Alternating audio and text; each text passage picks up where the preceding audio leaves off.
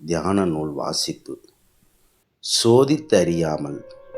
ஏசாயா 1வது அதிகாரம் 15வது வசனம். நீங்கள் உங்கள் கைகளை விரித்தாலும் என் கண்களை உங்களை விட்டு மறைக்கிறேன். நீங்கள் மிகுதியாய் ஜெபம் பண்ணினாலும் கேளேன். உங்கள் கைகள் இரத்தத்தினால் நிறைந்திருக்கிறது. சரீரம் பலவீனமாய் இருக்கும்போதும் ஆரோக்கியமற்று இருக்கும்போதும் ஹார்லிக்ஸ், பூஸ்ட், காம்ப்ளான், குளுக்கோஸ், பல வகைகள் டானிக்குகள் போன்றவை சரீரத்துக்கு புரதம், வைட்டமின், மினரல் சத்துக்களை வழங்கி ஆரோக்கியப்படுத்தும் என்பது உண்மைதான். ஆனால் ஆரோக்கியமற்ற சரீரங்களுக்கு மேற்கண்ட சத்துணவுகள் எப்போதும் உரிய தீர்வுகளாக இருக்க முடியாது. சில வேளை மேற்கண்ட யாவற்றையும் நாம் உபயோகித்தாலும் அவைகளால் நாம் ஆரோக்கியம் உடையவர்களாக மாறிவிட முடிவதில்லை. ஏனென்றால் நம்முடைய சரீரத்தில் உள்ள சில நோய்கள் நீங்காத நிலைகளில் மேற்கண்டவைகள் நமக்கு எந்த பயனையும் ஏற்படுத்தாது. முதலாவது, அங்கே உட்பரிசோதனையும் அதை சார்ந்த மருத்துவ சிகிச்சைகளும் தேவை. சில நேரங்களில் நாம் வாழ்க்கையில் தோல்விகள், ஏமாற்றங்கள், அனுமதியின்மை, மனப்போராட்டங்கள், உறவு நிலைகளில் பிரச்சனைகள் போன்றவற்றை சந்திக்க நேரிடுகிறது.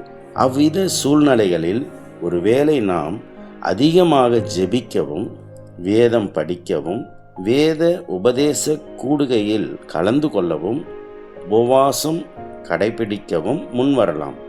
இவைகள் யாவும் ஆவிக்குரிய ஆரோக்கியமான நிலைகளை ஏற்படுத்த உதவி செய்யும் என்ற போதிலும் அவைகள் எப்போதும் பரிகாரிகள் அல்ல. அங்கே நமக்கு முதலாவது தேவை ஆத்தும பரிசோதனை, தற்பரிசோதனை செய்து நம்முடைய உண்மையான உள்நிலையை அறிந்து கொள்ளாதவரை எவ்வளவு ஜெபித்தாலும், உபவாசித்தாலும், காணிக்கை கொடுத்தாலும் அவைகளால் நன்மை வராது.